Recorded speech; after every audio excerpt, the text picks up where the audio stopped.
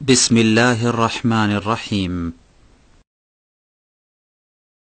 পরম করুণাময় ও অসীম দয়ালু আল্লাহর নামে শুরু।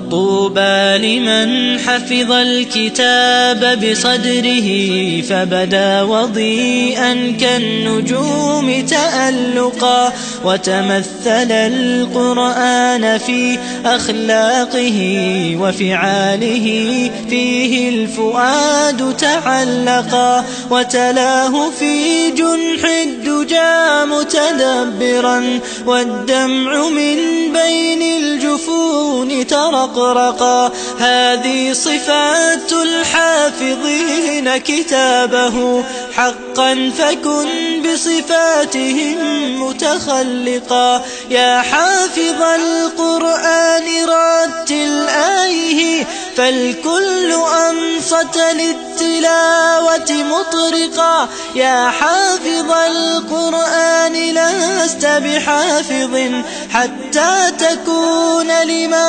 حفظت مطبقا ماذا يفيدك أن تسمى حافظا وكتاب ربك في الفؤاد تمزقا يا أمتي القرآن حبل نجاتنا فتمسكي بعراه كي لا نغرقا ولتجمعي حول الكتاب شتاتنا حتى نزيل تناحرا وتفرقا ولتجعليه محكما في أمرنا وثقي بوعد الله أن يتحققا يا أمتي القرآن حبل نجاتنا فتمسكي بعراه كي لا نغرقا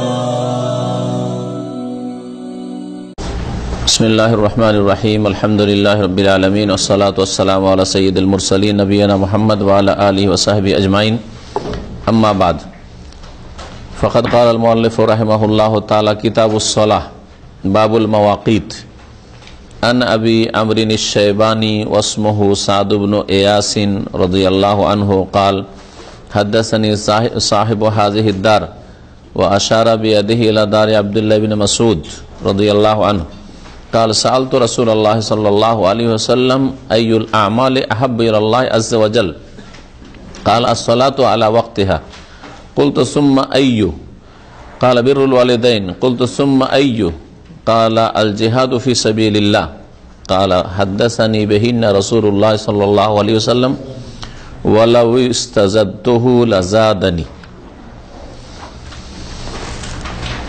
আল্লাহ পাক রব্বুল আলামিনের প্রশংসা এবং নবী করিম সাল্লাল্লাহু আলাইহি সাল্লামের উপর সালাত ও সালামের পরে আমরা উমদাতুল আহকামে কিতাবুস সালাত সালাত পর্ব নামাজ সম্পর্কে যে হাদিসগুলি এই কিতাবে রয়েছে সেগুলির ব্যাখ্যা শুরু করব।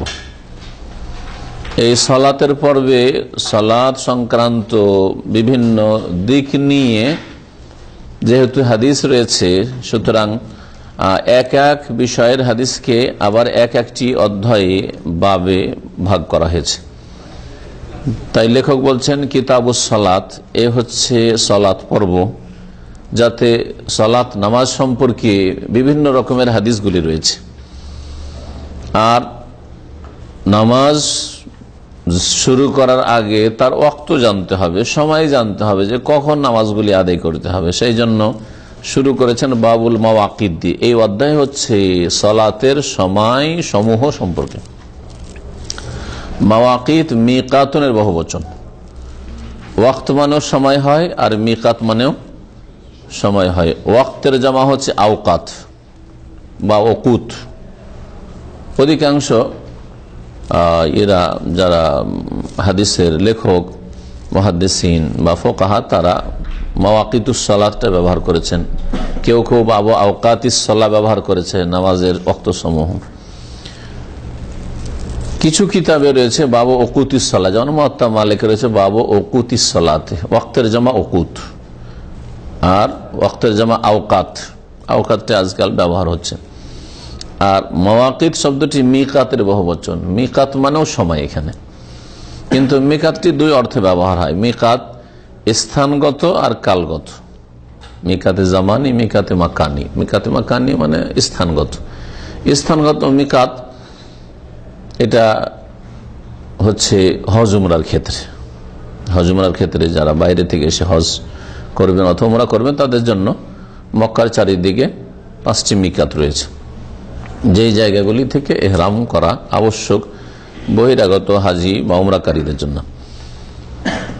আর কালগত মিকাত হজের ক্ষেত্রে হচ্ছে হজের মৌসুম, হজের সময়।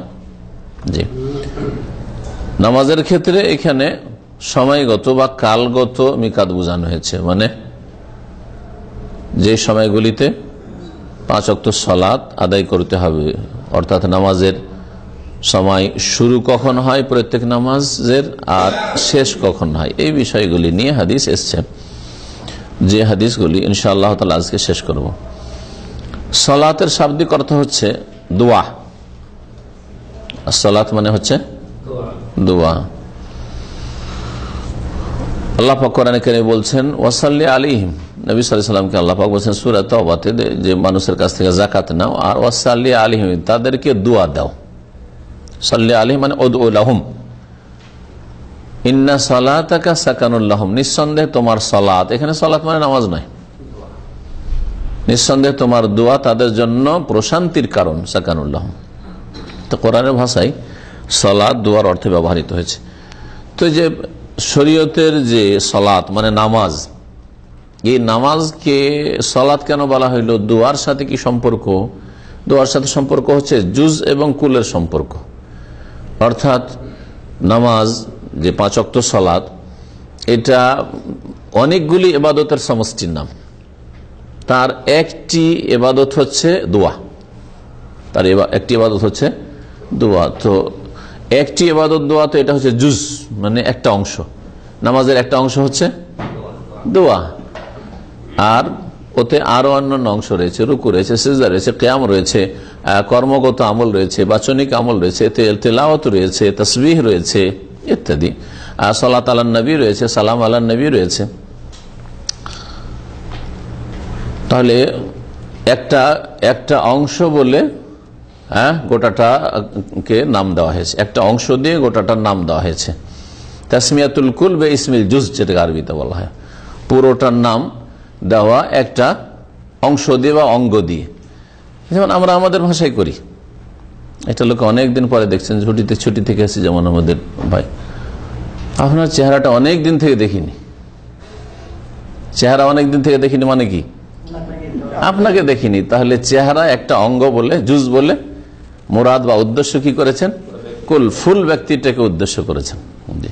তো এরকমই নামাজকে সালাত দোয়া বলে ফুল, পুরো নামাজে যতগুলি ইবাদত বন্দেগী রয়েছে সবগুলিকে উদ্দেশ্য করা হয়েছে।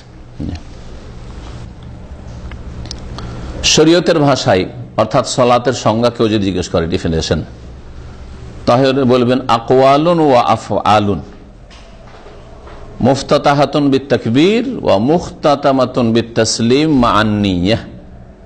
এ হচ্ছে সংজ্ঞা আরবিতে। তরজমা কি? আকওয়ালুন ওয়া আফআল, সালাত নামাজ হচ্ছে কতিপয় কথা এবং কাজের নাম, কয়েকটি কথা এবং কাজের নাম, যা মুফতাতাহাতুন বিত্তাকবীর, যা শুরু হয় কোত্থেকে? তাকবীর থেকে, তাকবীরাতুল ইহরাম বা তাকবীর তাহরিমা থেকে, আল্লাহু আকবার দিয়ে শুরু হয়, তার আগে অন্য কিছু বলা হয় না। ওয়া মুখতাতামাতুন বিত্তাসলিম, আর সমাপ্ত হয় সালাম দিয়ে। সালাম দিলে নামাজ শেষ হয়ে যায়, তারপরে আর কোনো কিছু থাকে না। কাউকে বাধ্য করবেন না যে এই দোয়া কর, মোনাজাত কর, এই কর, না, স্বাধীন। যদি কেউ করে তাহলে বিদাত করলো। সালামের সাথে শেষ হয়ে যায়। মা নিয়াতে, অন্তরের সংকল্পের সাথে, নিয়তের সাথে। নিয়ত ইবাদতের নিয়ত, যে আমি সালাত আদায় করছি।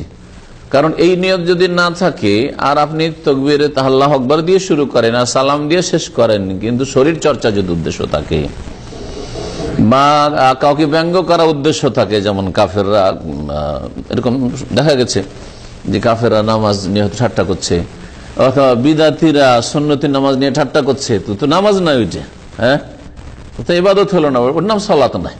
ওটা সালাতকে নিয়ে ঠাট্টা করা অথবা এক্সারসাইজ করা, যখন রিয়াজার নিয়ত করবে আমি এক্সারসাইজ করছি এর মাধ্যমে, তাহলে ওটা ইবাদত নামাজ হলো না। 5 ওয়াক্ত নামাজ হচ্ছে ইসলামের 5টি যে স্তম্ভ রয়েছে তার একটি গুরুত্বপূর্ণ স্তম্ভ। বরং 2টি কালেমার শাহাদাতের পরে লা ইলাহা ইল্লাল্লাহর শাহাদাত দেওয়া আর মুহাম্মদুর রাসূলুল্লাহ শাহাদাত দেওয়া, এটি হচ্ছে প্রথম ইসলামের স্তম্ভ। আর তারপরেই হচ্ছে সবচেয়ে বড় রুকন বা খুঁটি বা স্তম্ভ 5 ওয়াক্ত নামাজ। 5 ওয়াক্ত নামাজ কোরআন দ্বারা প্রমাণিত, হাদিস দ্বারা প্রমাণিত আর ইজমা দ্বারা প্রমাণিত। কোরআনে কারিমে ইশারা ইঙ্গিতে বলা হয়েছে 5 ওয়াক্ত নামাজ। আর ওই আয়াতগুলি আমাদের বিভিন্ন আলোচনা এসছে। সুতরাং কেউ যদি নামাজকে অস্বীকার করে, সালাতকে, 1 ওয়াক্ত সালাতকে যদি অস্বীকার করে, 5 ওয়াক্ত মানি না 4 ওয়াক্ত মানি, তাহলে বা 1 রাকাতকে 17 রাকাত ফরজ, আমি 16 রাকাত 15 রাকাত মানি ইত্যাদি যদি কেউ অস্বীকার করে, তো মুনকেরে সালাত যে নামাজকে অস্বীকার করলো সে কাফের বিল ইজমা, ঐক্যমত রয়েছে তার কুফরির ওপর। হানাফি, শাফি, মালিকি, হাম্বলি তখন কোন ইখতিলাফ নেই যে নামাজকে অস্বীকার করে সে হচ্ছে কাফের, মুরতাদ, সে মুসলিম নাই। নামাজ স্বীকার করছে যে আল্লাহ ফরজ করেছেন কিন্তু অবহেলা করে গাফিলতিতে নামাজ ছাড়ছে, সে কাফের কি না নাকি বড় ফাসেক, এতে দ্বিমত রয়েছে। অধিকাংশ ফুকাহারা যদিও বড় ফাসেক আর ছোট কাফের বলেছে, কিন্তু গবেষক ওলামারা বলছেন যে অবহেলা করে গাফিলতি করে পড়ছি, দোয়া করিয়েন হুজুর, ধরবো, শুরু করে দিব, এই হজটা করে নি, এবার রমজান আসুক, এমন করে ধরবো নামাজ আর ছাড়বো না, তো যতদিন পর্যন্ত 5 ওয়াক্ত নামাজ না পড়েছে কাফের। এটা হচ্ছে মুহাক্কিকিন ওলামাদের মত, এটা হচ্ছে সাহাবায়ে কেরামদের মত। সাহাবায়ে কেরামের মাঝে ইখতিলাফ ছিল না, তাদের ইজমা যে আমলের মধ্যে নামাজের আমলকে ছেড়ে দিলে কাফের হয়ে যায়। ইখতিলাফ হয়েছে পরে, সাহাবায়ে কেরামদের যেমন ইখতিলাফ ছিল না। যেমন প্রখ্যাত তাবী তা বর্ণনা করেছেন। জি, ওই সব কথা নামাজের গুরুত্বের উপরে যে আলোচনাগুলি আমাদের আছে তাতে আছে। নামাজের মধ্যে বেশ কিছু ফরজ রয়েছে। ফরজগুলি হচ্ছে 2 রকম, আরকান আর ওয়াজিবাত। ফরজকে 2 ভাগে ভাগ করা যেতে পারে, 2টাই ফরজ, আরকান এবং ওয়াজিবাত। আরকান হচ্ছে কয়টি? 14টি। ওয়াজিবাত হচ্ছে 8টি। আর কিছু শর্তাবলী রয়েছে, শর্ত যেগুলো সালাত শুরু করার আগে আপনাকে পুরা করতে হয়, শর্তাবলী রয়েছে। আর বাকিগুলি রয়েছে সুন্নাত, মুস্তাহাব এবং পূর্ণতা দানকারী কথায় অথবা কাজ, মোকাম্মেলাত, যেগুলো দিয়ে পূর্ণাঙ্গ নামাজ হবে আপনার। ঠিক ওই রকমই নামাজের বিপরীত কিছু জিনিস রয়েছে, সেগুলি 2 ভাগে বিভক্ত। কিছু কথা কাজ রয়েছে যেগুলি নামাজকে বাতিল করে দেয়, মুবতিলাতুস সালাত, নামাজ ভঙ্গকারী বা নামাজ বিনষ্টকারী রয়েছে। আর কিছু রয়েছে মুনাক্কিসাতুস সালাত, নামাজকে ভঙ্গ তো করে দেয় না বা নষ্ট করে দেয় না, কিন্তু নামাজকে দুর্বল করে দেয়, অসম্পূর্ণ করে দেয়, কমজোর করে দেয়। সালাতের একটি শর্ত হচ্ছে পবিত্রতা, সেই পবিত্রতা সম্পর্কে এতদিন পর্যন্ত আমাদের আলোচনা হয়েছে। এখন শুরু করি সালাত সম্পর্কে। লেখক বলছেন বাবুল মাওয়াকিত, এই অধ্যায় হচ্ছে সালাতের ওয়াক্ত সমূহ সম্পর্কে। কয়েকটি হাদিস রয়েছে এই অধ্যায়ে। নামাজ আদায় করার জন্য ওয়াক্ত প্রবেশ করার একটি শর্ত, দখুল ওয়াক্ত, অর্থাৎ নামাজের সময় হয়নি আর যদি নামাজ পড়েন নামাজ হবে না। ফজর আজান আগে ফজর পড়ে ফেললেন, জোহর আজান আগে জোহর বা আজান দিকান্নার দিকে জোহর টাইম হওয়ার আগে, জাওয়ালের আগে নামাজ পড়ে ফেললেন, নামাজ হবে না। জি, একমাত্র যেই নামাজগুলিতে জামা করার বিধান রয়েছে, হ্যাঁ, ওগুলো আলাদা। জামা করার বিধান যেসব ক্ষেত্রে আবার রয়েছে, তো সেটি আলাদা। আবু আমর শায়বানী, তার নাম হচ্ছে সাদ ইবনে ইয়াস, তাবেঈ, তিনি বলছেন কাল হাদাসানি সাহেব হাযিহিদ দার, আমাকে এই বাড়ির মালিক একটি হাদিস বর্ণনা করেছেন। কোন বাড়ির মালিক আর মালিকটাই বাকি? বলছেন ওয়া আশারা বিয়াদি ইলা দারে আব্দুল্লাহ বিন মাসউদ, এই বাড়ির মালিক বলে ইঙ্গিত করলেন আব্দুল্লাহ বিন মাসউদ রাদিয়াল্লাহু তাআলা আনহু, প্রখ্যাত সাহাবীর বাড়ির দিকে বা ঘরের দিকে। দার বাড়িকে বলা আমাদের বাড়ি মানে কয়েকটা কক্ষ নিয়ে বা কয়েকটা ঘর নিয়ে যে হয় আর কি বাড়ি। দার অনেক সময় মহল্লাকে বলা হয়, আরবি ভাষায় দার, দার অনেক সময় মহল্লাকে বলা হয়। নবী সাল্লাল্লাহু আলাইহি ওয়াসাল্লাম হাদিস সাহাবীরা বলছেন যে নবী সাল্লাল্লাহু আলাইহি ওয়াসাল্লাম আমাদেরকে আমার রাসূলুল্লাহ বেনাইল মাসাজিদ ফি দূরে, বাড়িতে মসজিদ বানাবার হুকুম দিয়েছেন। এই হাদিসের একটি অর্থ হচ্ছে যে প্রত্যেক বাড়িতে একটা জায়গা খাস করেন, এখানে সুন্নাতগুলি পড়বো, এই জায়গাটাকে যত্ন করে রাখবো, এই জায়গাটা ওই মহিলারা নামাজ পড়বে, এটা একটা অর্থ এই হাদিসের। আর একটা অর্থ হচ্ছে দূর মানে মহল্লা, প্রত্যেক মহল্লায় অখতিয়ার, যাতে করে জুমা মসজিদ অনেক দূরে, অনেকে যাবে না অলসতায়, তো প্রত্যেক মহল্লাতে মসজিদ বানাবার নির্দেশ নবী করিম সাল্লাল্লাহু আলাইহি ওয়াসাল্লাম। দার এখানে বাড়ির অর্থ রয়েছে। কালা সাআলতু রাসূলুল্লাহ সাল্লাল্লাহু আলাইহি ওয়াসাল্লাম, বলছেন আমি রাসূলুল্লাহ জিজ্ঞেস করলাম আইয়ুল আমালি আহাব্বু ইলাল্লাহ আযজা ওয়া জাল, কোন আমল আল্লাহ রাব্বুল আলামিনের কাছে সবচেয়ে বেশি প্রিয়? কালা বলেন as-সালাতু আলা ওয়াক্তিহা, নামাজের সময়ে নামাজ আদায় করা, সালাতের সময় হলে সালাত আদায় করা। এই হাদিসে আলা ওয়াক্তিহা, নামাজের সময়, নামাজের সময়ের আগেও না আর নামাজের সময় পার করেও না, নামাজের সময় নামাজ আদায় করা, এটি হচ্ছে প্রসিদ্ধ হাদিস যা বুখারী মুসলিমে রয়েছে। কিন্তু আবু দাউদে আর বেশ কিছু কিতাবে রয়েছে এবং হাদিস আলবানী সহিহ বলেছেন রাহিমাহুল্লাহ, তাতে রয়েছে as-সালাতু আলা আউয়ালি ওয়াক্তিহা, as-সালাতু ফি আউয়ালি ওয়াক্তিহা, ফি দিয়ে রয়েছে নামাজের আউয়াল ওয়াক্তে, নামাজের প্রথম ওয়াক্ত রয়েছে, আউয়াল ওয়াক্ত রয়েছে, মধ্য ওয়াক্ত রয়েছে, শেষ ওয়াক্ত রয়েছে। প্রত্যেক জিনিসের শুরু, মধ্যখান, শেষ, ঠিক না? নামাজের ওয়াক্তের ক্ষেত্রে ওই রকমই রয়েছে। নামাজের জোহরের নামাজের যেমন শুরু ওয়াক্ত হচ্ছে আজকাল মোটামুটি 11:15, কোথাও 11:30, কোথায় 11:30 আজান হচ্ছে, 11:30 আজান হয়ে যাচ্ছে, ঠিক আছে, 11:30 থেকে ধরেন 12টা, এগুলো হচ্ছে আউয়াল ওয়াক্ত। আর তারপরে ধর 1টার সময়, এটা হচ্ছে মধ্য ওয়াক্ত। শেষ সময় হচ্ছে 2টা থেকে 2:30, এগুলো শেষ সময়। আর তারপরে আসরের নামাজ, যেমন এই সময় শেষ হলো, আল্লাহু আকবার আজান বা আজানের সময় হলো আসরের, তেমনি যোহর ওয়াক্ত শেষ হয়ে গেল। তো দুটো হাদিস মিলালে উত্তম আমল হচ্ছে আউয়াল ওয়াক্তে নামাজ পড়া, উত্তম আমল হচ্ছে আউয়াল ওয়াক্তে নামাজ পড়া। সমস্ত নামাজের ক্ষেত্রে না ব্যতিক্রম আছে? কি ব্যতিক্রম আছে? যেমন কি ব্যতিক্রম?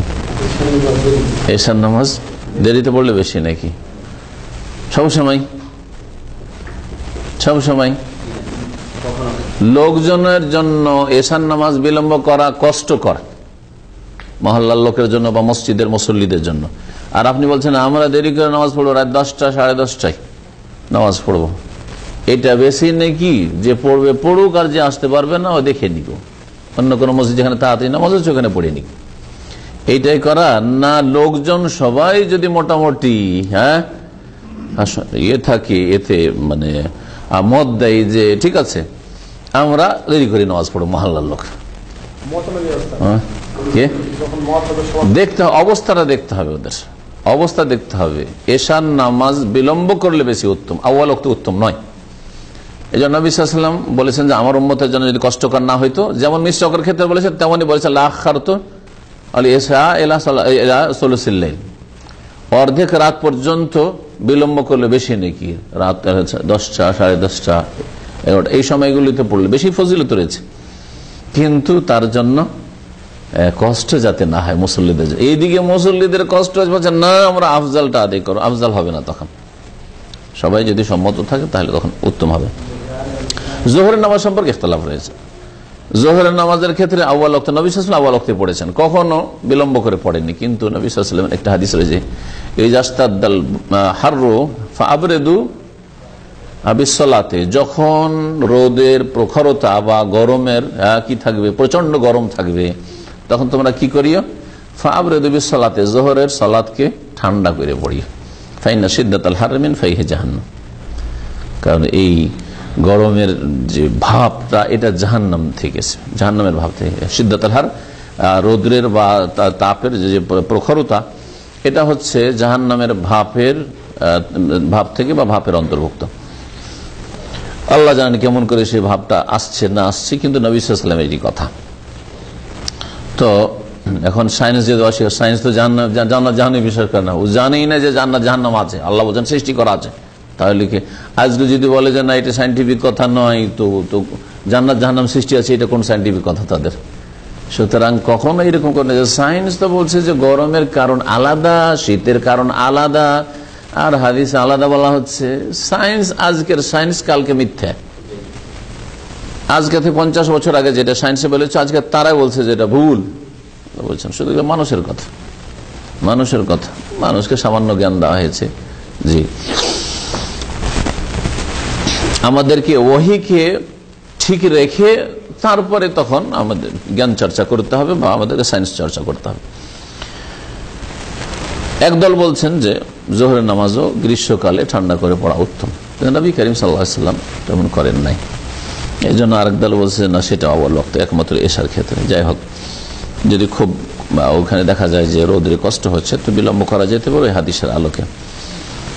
কুলতু সুম্মা ইয়্যু, তারপরে কোন আমল সবচেয়ে বেশি প্রিয় মহান আল্লাহর কাছে? কালা বিররুল ওয়ালিদাইন, মাতা পিতার সাথে সৎ ব্যবহার করা। কুলতু সুম্মা ইয়্যু, তারপরে কোন আমল? কালাল জিহাদ ফি সাবিলিল্লাহ, আল্লাহর রাস্তায় জিহাদ করা।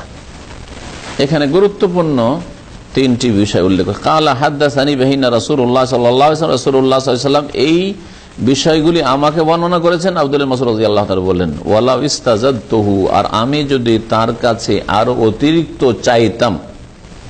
ইস্তিজাদা মানে হচ্ছে বেশি চাওয়া, জিয়াদা থেকে চিন্তা লাগিয়ে দিলে অতিরিক্ত তলব করা। আরো যদি অতিরিক্ত জিজ্ঞেস করতাম যে এরপরে কি, এরপরে কোনটা বেশি ভালো আমল, কোনটা প্রিয় আমল, লাজাদানি, তাহলে রাসূলুল্লাহ আমাকে আরো অতিরিক্ত এ সম্পর্কে জানাতেন বা বলতেন। কিন্তু আর জিজ্ঞেস করলাম না, এতটাই 3টে জিজ্ঞেস করলাম ব্যাস। প্রথমটি আল্লাহ পাকের সবচেয়ে বড় হক, কারণ তাওহীদের বাস্তবায়ন হচ্ছে 5 ওয়াক্ত সালাত।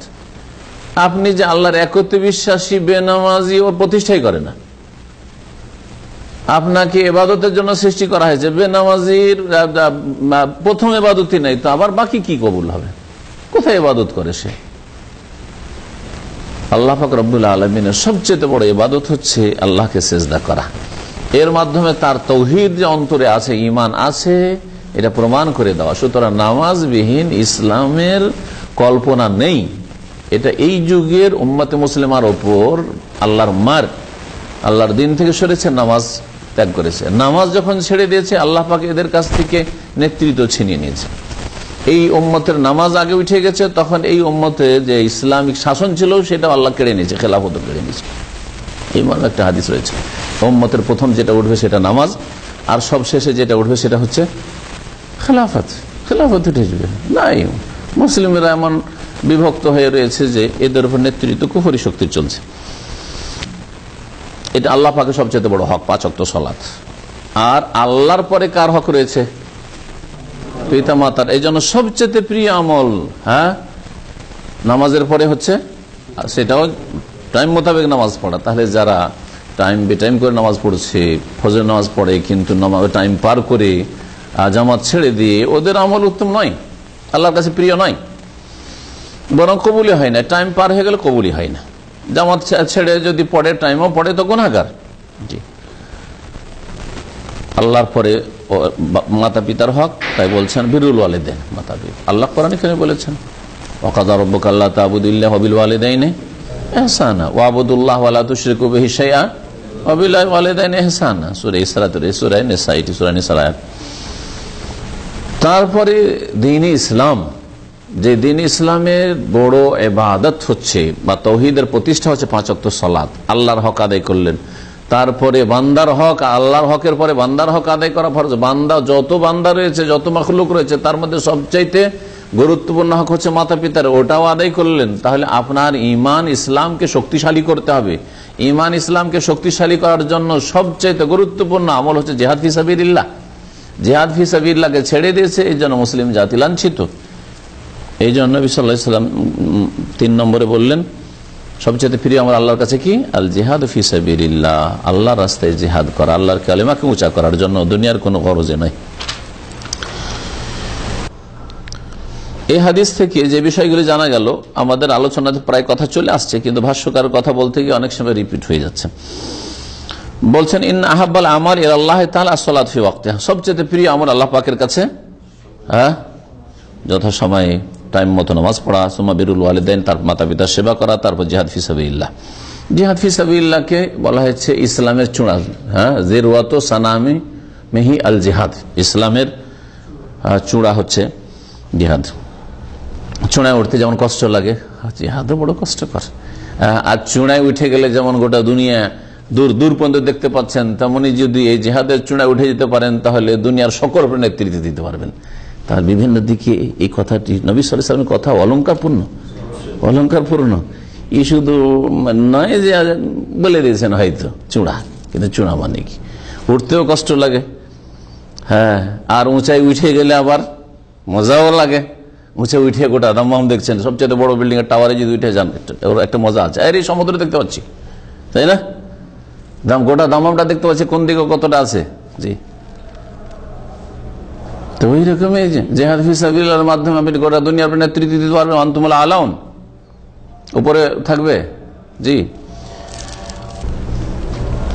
আচ্ছা, এগুলি সবচেয়ে প্রিয় আমল এই হাদিস দ্বারা প্রমাণিত হলো। তাহলে ইমান, আল্লাহর প্রতি ইমান, ফেরেশতার প্রতি ইমান, যেগুলি ইমানের আরকান, এগুলি কি গুরুত্বপূর্ণ না? নামাজের চাইতে বেশি, রোজার চাইতে বেশি, হজের চাইতে বেশি, মাতা পিতার সেবার চাইতে বেশি, তাহলে ওগুলো কেন উল্লেখ করা হইল না? এই জন্য উল্লেখ করা হয়নি যে এখানে প্রশ্নকারীর উদ্দেশ্য হচ্ছে দৈহিক আমল, উদ্দেশ্য হচ্ছে দৈহিক আমল। আর এই তিনটা হচ্ছে দৈহিক আমল, শারীরিক ইবাদত।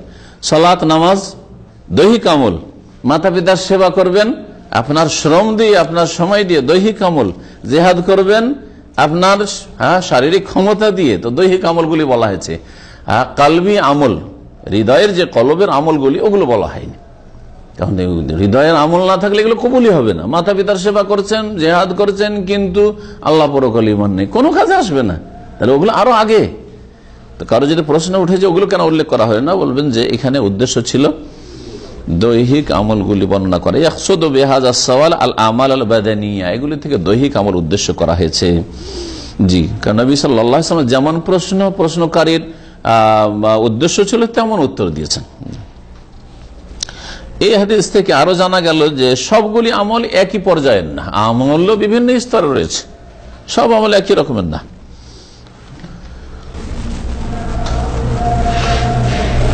তারপরে আল্লাহ রাব্বুল আলামিনের কাছেও আমলের ক্ষেত্রে আল্লাহ কোন আমলকে কত ভালোবাসেন এর বিভিন্ন স্তর রয়েছে। একই রকমের আল্লাহ পাক রব্বুল আলামিন ভালোবাসেন না, কোন আমলকে খুব বেশি ভালোবাসেন, কোনটা কম, সবগুলি একই স্তরের নাই। যেমন সওয়াবের ক্ষেত্রেও নাই, গুরুত্বের ক্ষেত্রেও নাই, তেমনি আল্লাহ রাব্বুল আলামিন ভালোবাসার ক্ষেত্রে নেই। তারপর এই হাদিস দ্বারা আরো জানা গেল যে আল্লাহ রাব্বুল আলামিন ভালোবাসেন, এটি আল্লাহর গুণ, এটি আল্লাহর গুণ, আল্লাহ ভালোবাসেন। যারা আল্লাহর গুণগুলিতে কর্মগত গুণে তাবিল করেছেন, না ভালোবাসাটা একটা দুর্বলতা, ভালোবাসলে অনেক সময় দুর্বল হয়ে যায় না, তো বলছে আল্লাহর ক্ষেত্রে এগুলো প্রযোজ্য না, এগুলো হচ্ছে আশআরি মাতুরিদের গুমরাহি। তার বলছে মহাব্বতুল, আল্লাহর মহাব্বত, আল্লাহ ভালোবাসেন মানে মহাব্বত বলবো না, আল্লাহ ভালোবাসেন মানে প্রতিদান দেন, এগুলো তাবিল। আল্লাহ রাজি হয়ে যান, নারাজ হন, ওগুলোকে ওরা মানে না, এই সিফাতগুলোকে, আল্লাহর কর্মগত গুণগুলিকে বলে যে আল্লাহ রাজি হয়ে যান, মানে আল্লাহ বদলা দেন, বদলা দেন। তো বদলা দেওয়া আল্লাহর আলাদা কাজ, আর এইটা ভালোবাসাটা আল্লাহর আলাদা কাজ, রাজি হওয়াটা আল্লাহর আলাদা আর একটা গুণ। সবগুলিকে মানতে হবে যেগুলো কোরআন হাদিসে এসছে।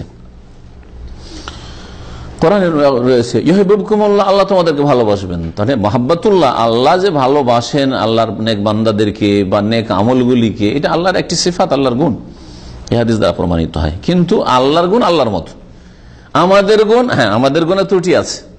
কাউকে বেশি ভালোবাসলে গোলমাল করে দেন আপনি, কাউকে একটু কম ভালোবাসলে ওর ভালোটাও ভালো লাগে না।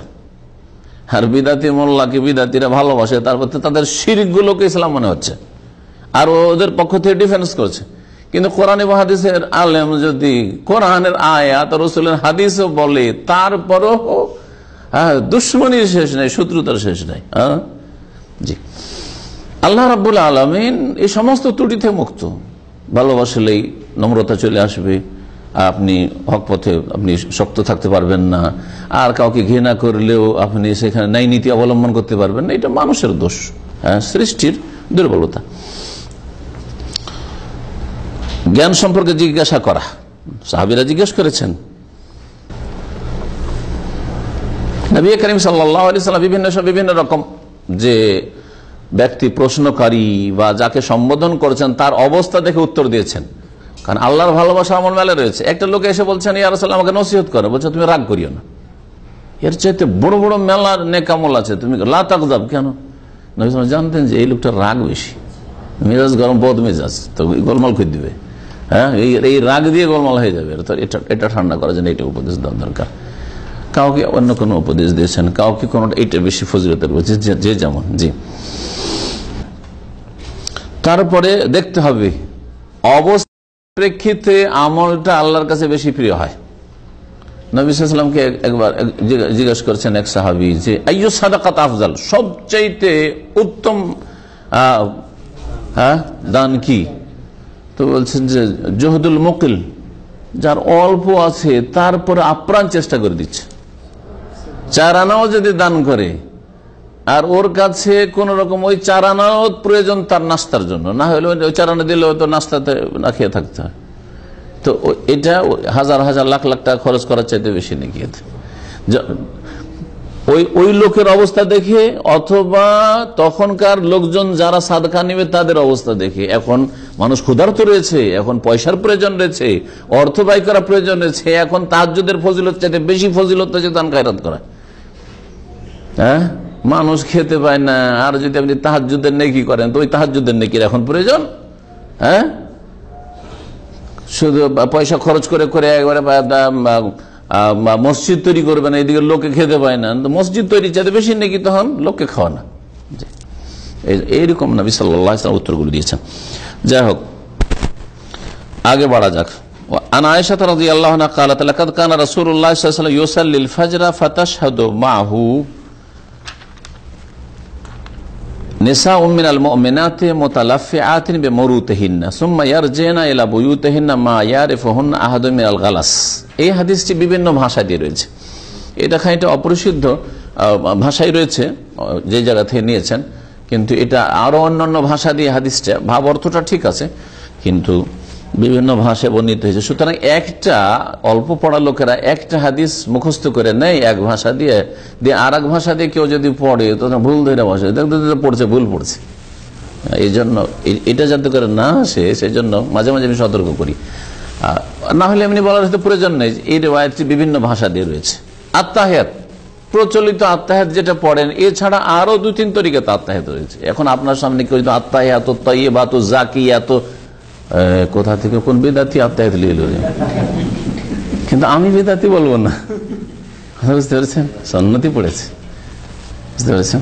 জি হ্যাঁ। আয়েশা রাদিয়াল্লাহু আনহা থেকে বর্ণিত, তিনি বলছেন রাসূলুল্লাহ সাল্লাল্লাহু আলাইহি ওয়াসাল্লাম ফজরের সালাত আদায় করতেন। ফাতাশহাদু মাহু নিসাউ মিনাল মুমিনাত, মুমিন রমণীরা তার সাথে ফজরের সালাতে, ফরজ নামাজে, শুধু রমজান মাসে না গোটা বছর হাজির হতেন। মুতালাফিআতিন বিমুরুতিহিন্না, তাদের বড় বড় চাদরে নিজেকে জড়িয়ে, মুতালাফিআতিন মানে মুতালাব্বিসাতিন, মিরতুন মানে লম্বা চড়া চাদর, জি, সেটা কখনো রেশমের হইতো আর কখনো উনের হইতো। সুম্মা ইয়ারজিনা ইলা বুয়ুতিহিন্না, তারপরে ফজরের সালাত শেষ হলে তারা নিজ নিজ বাড়িতে ফিরতেন। হ্যাঁ, অন্য রিওয়ায়াতে আছে ফায়ানসারিফুন নিসাউ, ফিরতেন, ভাষা আলাদা হলে এখানে ইয়ারজি, ওখানে ইয়ানসারিফু। মা ইয়ারিফুহুন্না আহাদু মিনাল গালাস, অন্য রিওয়ায়াতে রয়েছে মা ইউরাফনা মিনাল গালাস, তাদেরকে ভোরের অন্ধকার কারণে চেনা যেত না। এখানে রয়েছে কেউ তাদেরকে চিনতে পারতো না। নামাজ পড়ে, ফজর নামাজ পড়ে যাচ্ছে, চেহারা খোলা আছে, চিনতে পারতো না, মানে অন্ধকারে চেহারা দেখা যেত না, চিনতে পারতাম। বোরকাতে ঢাকা থাকলে তো চিনতে পারবেন না, এমনিও চিনতে, দিন দুপুরে চিনতে পারবেন না।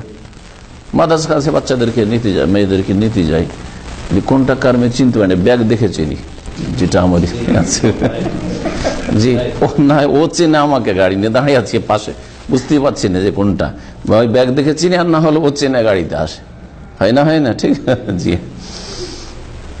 তো কথা হচ্ছে, তাহলে বোঝা গেল যে তখন চেহারা খুলে সাহাবিয়াতরা রাতের অন্ধকারে যেতেন, যদি হেজাবের হুকুম নাযিল হওয়ার পরেও হয়ে থাকে তাহলে।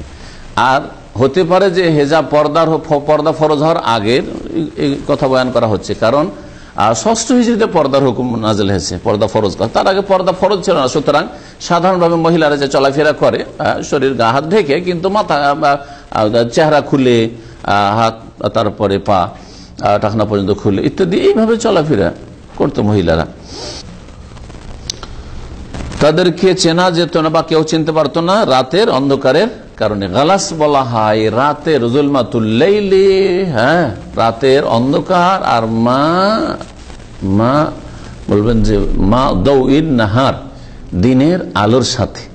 দিনের আলো ফুটতে যাচ্ছে আর রাতের অন্ধকার শেষ হতে যাচ্ছে, এই সময়টাই যেটা অন্ধকার অন্ধকার হয়ে থাকে, চেনা যেত না। নামাজ শেষ হওয়ার পরে চেনা যেত না। এখন এই নামাজের টাইমটা কোন টাইম ছিল এখন চিন্তা করুন।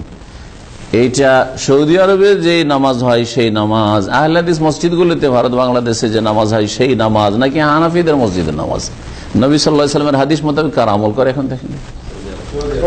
হ্যাঁ, সৌদি আরবে আহলে হাদিস মসজিদগুলিতে দেশে অবলক্ত নামাজ হয়, তারপরে ফজর নামাজ এই হাদিস মোতাবেক অন্ধকারে শেষ হয়ে যায়। অথচ রাসূলুল্লাহ সাল্লাল্লাহু আলাইহি ওয়াসাল্লাম নামাজ আজকালকার মতো এই 3-4টা আয়াত দিয়ে হইতো না, কমপক্ষে ফজরের 60 থেকে 100 মিন 60 থেকে 100 আয়াত পড়া হয়েছে, 2 রাকাত নামাজ হয়েছে। তারপরে মহিলারা ফিরে যাচ্ছেন, চেনা যেত না যে কে কার মেয়ে, কোনটা কার স্ত্রী, চেনা যেত না রাস্তায়। কিন্তু হানাফিরা বলছে যে না, ফর্সা করে নামাজ পড়া উত্তম। তাদের দলিল আছে, এই হাদিসটা আমল করে না তারা। এই হাদিসের জবাব যে আল্লাহ জানে কি দিবে, কিন্তু তারা একটা হাদিস পেশ করে, সেটা তিরমিজিতে রয়েছে এবং ইমাম তিরমিজি হাসান সাহেব বলেছে হাদিস সহিহ। সেটা হচ্ছে আসফিরু বিল ফজরে ফাইন্নাহু আযামু লিল আজরি। জি, মিলানো হাদিস। আসফিরু বিল ফজরে, ফজরকে তোমরা জোনাক করে দাও, জোনাক বুঝেন তো, হ্যাঁ আলোকিত করে দাও, ফর্সা করে দাও। ফাইন্নাহু আযামু লিল আজরি, তাতে নেকি বেশি হবে, হ্যাঁ নেকির ক্ষেত্রে সেটা মহান। এই হাদিস পেশ করে থাকে তারা। তাহলে এক হাদিস পেশ করে আরেকটা হাদিসকে রদ করে দিবেন? তো নবী সাল্লাল্লাহু আলাইহি ওয়াসাল্লাম এই হাদিস বলছেন, আবার নবী সাল্লাল্লাহু আলাইহি ওয়াসাল্লাম তার বিরোধিতা করছেন নাকি? বা না বেশি নেকি নিতে চান না, সাহাবীরাকে দিতে চান না, যে ফর্সা করে নামাজ না পড়ে অন্ধকারে নামাজ পড়িয়ে দিচ্ছেন? তাহলে বোঝা গেল দুটো হাদিসে সমন্বয় করতে হবে। হানাফিদের মতো শুধু ওই আসফেরুর হাদিস নিব আর এই হাদিসটাকে ছেড়ে দেবো, আর এই অনেকগুলি হাদিস এই মর্মে রয়েছে অন্ধকারে নামাজ পড়া ছেড়ে দেবো, এটা ঠিক নয়। আর এক হাদিসে রয়েছে আমরা সালাম ফেরার পরে আসছে যে পাশের লোকে চিনতে পারতাম না। ফজর নামাজ পড়ার পরে চেনা যেত না যে পাশে কে বসে আছে। অন্ধকারে ফজর নামাজ হইতো, চেনা যেত না। তো কথা হচ্ছে যে তাহলে বোঝা গেল যে অন্ধকার নামাজ হচ্ছে, আর এই ফর্সা করে নামাজ চেনা যাবে যে পাশে কে বসে আছে। তাদের দলিল বললাম।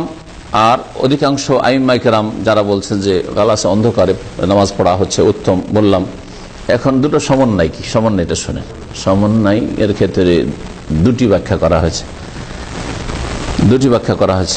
একটা হচ্ছে যে আল ইসফার, ইমাম তিরমিজি নিজে এই ব্যাখ্যা করে দিয়েছেন। ইসফার মানে এই নয় যে একবারে ফর্সা করে নামাজ পড়ো। ইসফার মানে হচ্ছে ফজর হওয়া সম্পর্কে নিশ্চিত হয়ে নামাজ পড়ো, সন্দেহের ভিত্তিতে। আজকাল না ঘড়ি, টাইম টেবিল ইত্যাদি হয়ে গেছে, একটা যুগ ছিল তা ছিল না। সন্দেহ লাগছে, ভোর হইলো কি হইলো না, আর দিলেন নামাজ শুরু করে। না, এটা ঠিক না। যতক্ষণ পর্যন্ত আপনার ইয়াকিন না হচ্ছে যে হ্যাঁ ফজর হয়ে গেছে, শুভ সাদেক হয়ে গেছে। আসফিরু বিল ফজরে মানে তায়াক্কানু বিল ফজরে, নিশ্চিত হও ফজর সম্পর্কে, এতে বেশি নেকি রয়েছে। আর সন্দেহের ভিত্তিতে নামাজ পড়ে দেখছে যে না এটা শুভ কাজের ছিল, আসল ফর্সা হয়নি, শুভ সাদেক হয়নি, গেল গোলমাল। হ্যাঁ, এই একটি ব্যাখ্যা। দ্বিতীয় ব্যাখ্যা ইমাম তাহাবি করেছেন। ইমাম তাহাবি হানাফি মুহাদ্দিস, কিন্তু তিনি মাঝামাঝি আসছেন। হানাফিদের মতো একবারে ফর্সা হয়ে নামাজ পড়তে হবে এটাও না, আর এই অন্যান্য আইম্মায়ে কেরামদের সাথে না, মাঝামাঝি। তিনি বলছেন যে শুরু করতে হবে অন্ধকারে আর শেষ করতে হবে ফর্সা হয়ে। জি, এইভাবে করেছেন তিনি, সমন্বয় করেছেন। কমপক্ষে এটা করলেও তো হয় যে অন্ধকারে নামাজটা শুরু করে দিল আর ফর্সা হইতে হইতে শেষ হয়ে গেল। তো এটাও তো করেন না। প্রথম ব্যাখ্যাটি হচ্ছে উত্তম, কারণ নবী সাল্লাল্লাহু আলাইহি ওয়াসাল্লামের সাহাবিয়াত মহিলারা ফিরে যেতেন তখন অন্ধকার থাকতো, এই না যে ফর্সা হয়ে ফিরে যেতেন, তাই না? তাহলে বোঝা গেল যে ইমাম তাহাবির ব্যাখ্যাটাও এই হাদিস সম্মত নয়। জি, উনি বলছেন শেষ করবেন তখন যেন ফর্সা হয়ে যায়। ফজরের ওয়াক্ত সম্পর্কে ইখতিলাফ রয়েছে, যা বললাম। হানাফিরা বলছে আন্নাল ইসফার বিহা আফজাল, ফর্সা করে নামাজ পড়া হচ্ছে উত্তম। আর জমহুর, তিন ইমাম মালিক, শাফি, আহমদ, তারা বলছেন আন্না তাগলিস বিহাফজাল, অন্ধকারে নামাজ পড়া হচ্ছে উত্তম। জি, ইয়াকুল্লাহ বারাকাল্লাহ ফিক, জাযাকুল্লাহ খাইর। এই হাদিস থেকে যে মাসাইলগুলো জানা গেল, ইখতিলাফ তো বললাম আর দলিল বলা হয়ে গেছে। ফজর নামাজ তাড়াতাড়ি পড়ে না উত্তম, মানে ভোরের অন্ধকারে, ভোর নিশ্চিত হওয়ার পরে ভোরের অন্ধকারে পড়া হচ্ছে উত্তম। এই হাদিস থেকে আরো বোঝা গেল যে মহিলাদের মসজিদে আসা জায়েজ জামাতে নামাজ পড়ার জন্য, ফিতনা থেকে মুক্ত থাকলে আর ওই রকমের সুব্যবস্থা থাকলে। কিন্তু ফিতনার যদি আশঙ্কা থাকে সাধারণভাবে, তাহলে সাধারণভাবে নিষেধ করবেন। আর ব্যক্তি পর্যায়ে যদি ফিতনার আশঙ্কা থাকে যে কারো মেয়ে চরিত্র ভালো না, মসজিদে যাওয়ার নামে কোথাও কোথাও টান দেবে হয়তো, তো এটা বললাম যে ব্যক্তি পর্যায়ে যদি ফিতনার আশঙ্কা থাকে তো আপনার অধিকার আছে আপনার অধীনস্থ আপনার স্ত্রী অথবা আপনার মেয়ে, আপনার বোনকে নিষেধ করার যে না, তোমার মসজিদে যেতে পারবে না। জি, আজকাল জলসা মাহফিলে চাঁদার জন্য তো মহিলাদের ব্যবস্থা করে, হ্যাঁ বোঝা গেছে, মিছিলের ব্যবস্থা করে এক শ্রেণীর লোকেরা, ধর্মের নামে মিছিল করে, হ্যাঁ ইসলামিক দলের নামে। কিন্তু ঈদের নামাজের জন্য ব্যবস্থা করবে না, মসজিদে নামাজ পড়তে যাওয়ার জন্য ব্যবস্থা করবে। ওখানে গেলে নাকি ফিতনা হয়ে যায়, মিছিল করলেও ফিতনা হয় না, আর মিটিং করলেও ফিতনা হয় না, ইলেকশনে মহিলা দাঁড়াইলেও ফিতনা হয় না, চেয়ারম্যান মেম্বার হইলেও ফিতনা হয় না, আর এক প্রান্ত থেকে আরেক প্রান্ত দেশে সফর করলেও ফিতনা হয় না, সহশিক্ষা তো ফিতনা হয় না, কলেজ ইউনিভার্সিটিতেও ফিতনা হয় না। শুধু ফিতনা সব মসজিদ আর ঈদগাহে, সব ফিতনা হচ্ছে মসজিদে আর ঈদগাহে। সেই জন্য এক শ্রেণীর বিদাতীদের কাছে মসজিদে মহিলাদের যেতে দেওয়া যাবে না, ফিতনা হবে, ঈদগাহে যেতে দেওয়া যাবে না, ফিতনা হবে। সুন্নত পালন করলে ফিতনা হয়, ওই রকম সুন্নতের কথা বললে ফিতনা হয়, বিদাত বললে ফিতনা হয় না, শিরকের কথা বললে ফিতনা হয় না। আল্লাহ পাক যেন বুঝার তৌফিক দান করেন। আরেকটা হাদিস পড়িনি, যদিও সময় শেষ হতে যাচ্ছে। জাবের বিন আব্দুল্লাহ রাদিয়াল্লাহু তাআলা আনহু থেকে তিনি বলছেন, কানান নবী ইউসাল্লি যুহরা বিল হাজিরা, নবী সাল্লাল্লাহু আলাইহি ওয়াসাল্লাম যোহরের নামাজ পড়তে দুপুর বেলা, মানে মাথার উপর থেকে সূর্য গড়ে গেলে, হাজিরা দুপুরকে বলা হয়। ওয়াল আসরা ওয়াশ শামসু নাকিয়া, আসরের সালাত আদায় করতেন এমন সময় যে সময় সূর্য একবারে স্পষ্ট থাকতো, মানে সূর্যতে তাপ থাকতো, সূর্য তাপ কমে যেত না, তার মানে আউয়াল ওয়াক্তে আসরের নামাজ পড়তেন। যখন অন্য যেমন হাদিসে রয়েছে যে এক মিসল, এক কাঠি বরাবর যখন ছায়া হইতো, এটা আর কি, যেটা হানাফিরা বলছে 2 কাঠি হইতে হবে, যার ফলে আসরের নামাজ বিলম্ব করে, ওদের কাছে 2 কাঠি। অথচ ইমাম আবু হানিফার ছাত্র আবু ইউসুফ মোহাম্মদ তারা বলছেন যে না, 1 কাঠিতে আসরের সময় হয়ে যায়। এটা হচ্ছে জমহুরের অধিকাংশ ওলামাদের মত। ওয়াল মাগরিব ইজা ওয়াজাবাত, মাগরিবের সালাত আদায় করতেন যখন, ইজা ওয়াজাবাত মানে ইজা সাকাতাতিস শামস, যখন সূর্য ডুবে যেত, ওয়াজাবা মানে ডুবে যাওয়া। ফাইজা ওয়াজাবাত জুনুবুহা, কুরবানির জানোয়ার যখন জবাই করবে আর যখন পড়ে যাওয়ার অর্থ ওখানে ব্যবহার হয়েছে সূরা হজে। তাহলে মাগরিবের ক্ষেত্রে নবী সাল্লাল্লাহু আলাইহি ওয়াসাল্লাম কিন্তু বিলম্ব করেননি, সবসময় সূর্য ডুবার পরে, কিন্তু সূর্য ডুবার সাথেই নয়, উজু করলে উজু করার সময় দেন, 10 মিনিট মোটামুটি সময় দেওয়া যায় যে নামাজ পড়া যায়। মাগরিবের সময় আধা ঘন্টা থেকে 40 মিনিট তার বেশি থাকে। আমাদের দেশে মনে করে যে মাগরিবের নামাজের সময় মানে 5 মিনিটের মধ্যে শেষ করতে হবে, না হলে গেল, এটা জেহালত, যার ফলে না উজু করার সময় দেয়, না বাথরুম যাওয়ার সময় দেয়, বরং বাসা থেকে যদি একামত হওয়ার সাথে বেরোন তবু জামাত পাবেন না এসে। তো এটা সুন্নতের খেলাফ নামাজ, যেটা হচ্ছে 2 রাকাত নামাজ পড়বে, যেমন হাদিসে রয়েছে, যার পড়ার ইচ্ছা হবে, না হলে লোকজনকে উজু করার সুযোগ দিতে হবে, কারণ আজানের সাথে মানুষকে ডাক হইল। ওয়াল এশা আহিয়ানান ওয়াহিয়ানান, আর এশার নামাজ কখনো এরকম কখনো এরকম, আহিয়ানান কাজা ও আহিয়ানান কাজা, এরকম। এদা রাহুম ইজতামাউ, যখন দেখলেন যে লোকজন সব সমবেত হয়ে গেছে, আজ্জালা, তাড়াতাড়ি পড়িয়ে দিতেন যে লোকজনের কষ্ট না হয়।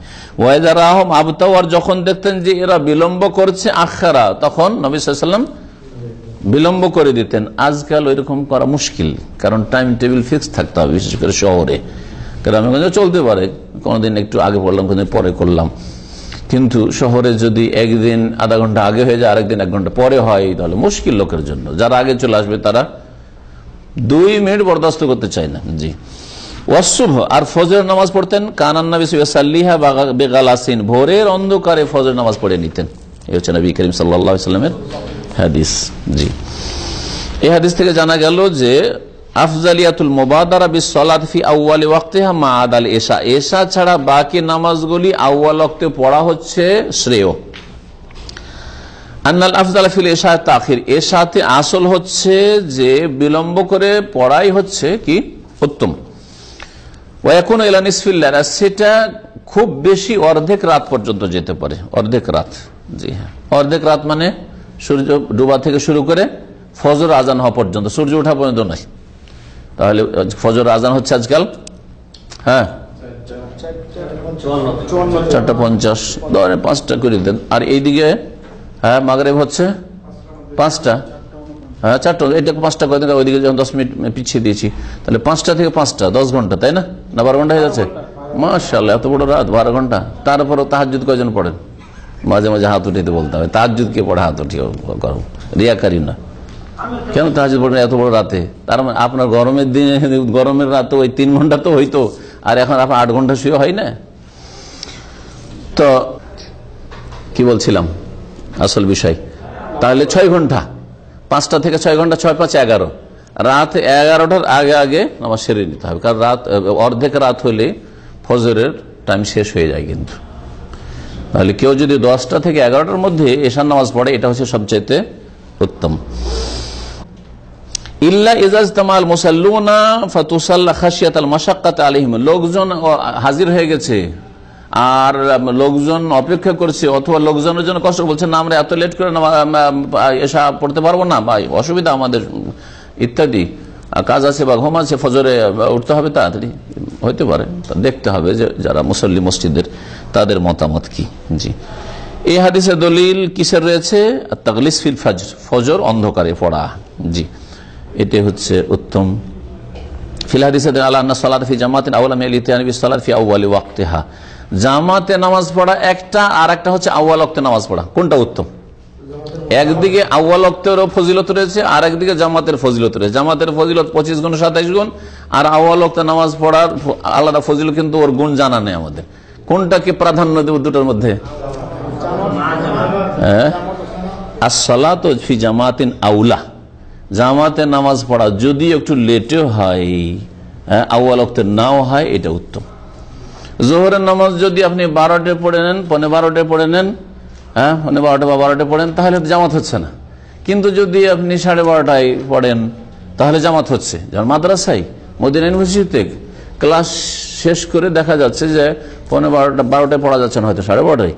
আমার জোহর নামাজটা এরকম মাঝে মাঝে হয়তো যে একটু লেটে পড়তে হইতো, অন্য মসজিদে হয়ে গেছে, আধা ঘন্টা পরে জামাত হচ্ছে।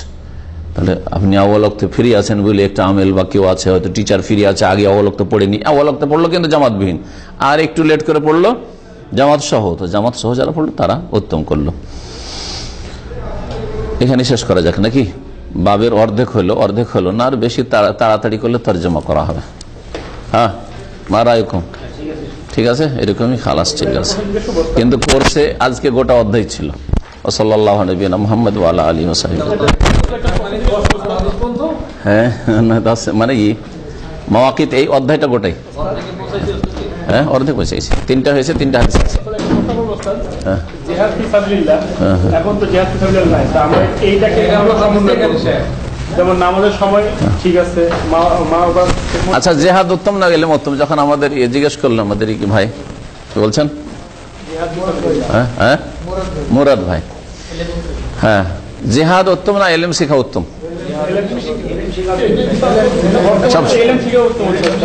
সব সময় এলএম শেখায় ব্যস্ত ইসলামী সেন্টারে বা মাদ্রাসা, আর ওইদিকে মুসলমানদের বাড়িতে বাড়িতে ঢুকে খুন করছে, তখন কোনটা উত্তম হবে? এই জন্য দেখতে হবে। এই জন্য বললাম যে যখন যে রকমের প্রয়োজনটা বেশি, তখন সেটা উত্তম। তবে সাধারণ অবস্থায় জিহাদের চাইতে বেশি উত্তম হচ্ছে ইলম শেখা। জিহাদের ক্ষেত্রে আল্লাহ বেরোতে বলেছেন এক দলকে, একদল বেরোলে প্রত্যেক দল থেকে একটা তায়েফা বেরোলে চলে। কিন্তু ইলম শেখার ক্ষেত্রে প্রত্যেকের জন্য সর্বনিম্ন যেটা শরীয়তের ইলম, তালাবুল ইলম ফারিজাতুন আলা কুল্লি মুসলিম, প্রত্যেক ইলম শেখা ফরজ। ইলমের ফজিলত বেশি, ইলমের ফজিলত বেশি। কিন্তু যখন দেখবো যে না, এলএম শিখার লোক মেলা আছে আর শিখাবার লোক মেলা আছে, কিন্তু বর্ডারের হেফাজতের লোক পাওয়া যায় না, মুসলমানদের ইজ্জতের মাসলা প্রশ্ন উঠেছে, এখন মান ইজ্জত রক্ষা করা আর ইসলাম রক্ষা করা, তখন জিহাদ।